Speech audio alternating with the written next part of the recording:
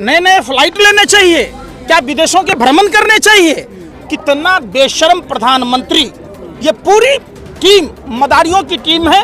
ये मोदी नहीं मदारी है, झूठ बोलने की इसको जन्मजात बीमारी है। जब से पैदा लिया लगातार झूठ बोलता रहा है। आपने देखा होगा बहुत हुई महंगाई की मार, अब की बार भाजपा सरकार। बहुत हुआ नारियों पर अत्याचार, अब की बार भाजपा सरकार। किसानों की आय दुगुनी करने की बात, युवाओं को 2 करोड़ युवाओं को रोजगार देने की बात। अब तो इतने शर्म की बात है कि प्रधानमंत्री के गोद लिए हुए गांव में पंचायत चुनाव भाजपा के उम्मीदवार हार जाते हैं। इससे बेहद शर्मनाक बातें क्या हो सकती है। जो प्रधानमंत्री हर सांसद को 5 गांव आदर्श गांव बनाने की बात कह रहे थे, उनके बनारस लोकसभा क्षेत्र में सरपंच का चुनाव हार गए उम्मीदवार। तो इससे बेहद शर्मनाक बातें क्या हो सकती है। वो कानिया बाबा कहाँ है, 2.25 आंख वाला बाबा रामदेव, जो हर गांव को 200 करोड़ रुपए देने की बात कह रहा था, हर गांव को ब्रिटेन और अमेरिका से आगे ले जाने की बात कह रहा था, जो काला धन का 500 रुपए की गड्डी का सीढ़ी बनाकर स्वर्ग तक जाने की बात कह रहा था, उतर जाने की बात कह रहा था। इन लड़कों में ठेलम ठेली कर रहे कन्या। देखिए ये लोग वही लोग हैं, ये लोग हमेशा भीड़ का हिस्सा बनकर भीड़ को अनियंत्रित करते हैं, भीड़ को बदनाम करते हैं। जो लोग देश हित में बात करते हैं उनको बदनाम करने का कोशिश करते हैं। लगातार आपने देखा होगा। तो भीड़ क्या ये भीड़ आपको नजर आ रहा है? ये स्वेच्छा से आए हुए लोग हैं जो अपनी अपनी खेती की विरासत को बचाना चाहते हैं। देश को दूसरी गुलामी की ओर जो जा रहा है देश, ये अंबानी अडानी की दलाली में जो देश को गुलामी की ओर ढकेला जा रहा है। ईस्ट इंडिया पार्ट 1 की सरकार जैसे गुलाम बनाई थी देश को, ऐसे ईस्ट इंडिया पार्ट 2 के लोग बनाना चाह रहे हैं। इसको देश बचाने की लड़ाई है। और ये लोग कुछ भी बोलते हैं, इनका तो क्या है, मुंह में राम बगल में छुरी। देखिए समझाने नहीं जा रहे। मदारी को आपने देखा होगा, मदारी खेल दिखाता है। भाजपा पूरी मदारियों की टोली है।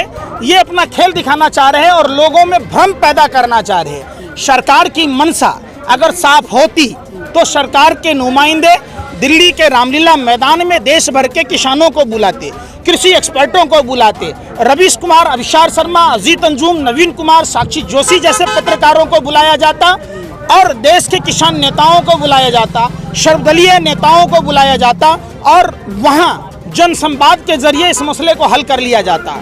सरकार की मंशा बिल्कुल साफ है, अपने गुरु MS गोवलकर की तरह 95% लोगों को गरीब बनाना। ये भाजपा की सरकार उसी एजेंडे पर काम करते हुए देश को गुलामी की ओर ढकेल रही है। सरकार की अगर मंशा साफ होती तो देश के पालनहार अन्नदाता किसान भाइयों की बातों को सुनती और ये कानून वापस ले लेती। सरकार जब WHO ने 31 दिसंबर को कोरोना का संज्ञान लेने की बात की तो ये सरकार 22 विधायकों की नीलामी या ट्रम्प की गुलामी कर रही थी, जिसके कारण देश का गट्ठा बैठ गया। क्या ये सरकार की को 1 रुपए का मास्क देने की औकात नहीं थी? 200 रुपए ट्रेन टिकट देने की औकात नहीं थी? लाल बहादुर शास्त्री जी जैसे नेता हुए देश में जिन्होंने जय जवान जय किसान का नारा दिया। प्रधानमंत्री नरेंद्र मोदी जी कहते हैं मर जवान मर किसान। न किसानों की सुनते, न देश में जो पुलवामा के जवान भारत माँ के वीर सपूत शहीद हुए न उसकी जांच कराते, न गलवान की जांच कराते। इस मोदी सरकार का एक ही मूल मंत्र है मर जवान मर किसान। किसान बिल जसोदाबेन की तरह न कुमारी न सुहागन न विधवा किसी श्रेणी में नहीं रहे। यह सरकार कैसे सुनेगी?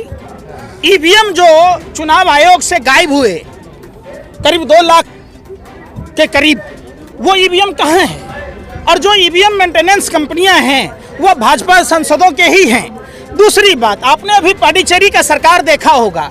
चुनी हुई लोकतांत्रिक सरकार को ये पैसे के बदौलत खरीदते हैं तो इनको जनता जनार्दन से कोई मतलब है ही नहीं। आपने मध्य प्रदेश में देखा होगा, आपने गोवा में देखा होगा, आपने गुजरात में देखा होगा, आपने कर्नाटक में देखा होगा। तो ये सरकार अगर सुनती, गूंगी बहरी नहीं होती तो क्या किसान भाई इतने दिन से बैठते? तो खुद ही हैं वो, जुमला जीवी हैं। फेकू मनोरंजन बैंक 15-20 लाख तो यूं ही मिल जाएगा, वो कहाँ गया? तो ये जुमला जीवी हैं। ये फेकू मनोरंजन बैंक के ये CMD हैं जिन्होंने चेक दिया था, आज तक चेक क्लियर ही नहीं हुआ, बाउंस कर गया। तो उनके बाद का क्या भरोसा? प्रधानमंत्री के एक भी बात बताइए जो सत्य बोला हो। एक बात आप बता दीजिए कि नरेंद्र मोदी जी ने बोला और वो बात सत्य हुई। क्या 2 करोड़ युवाओं को रोजगार मिला? क्या देश की अर्थव्यवस्था सुधरी? क्या देश में महंगाई कम हुई? क्या देश में माँ बहन बेटियों की इज्जत आबरू बची?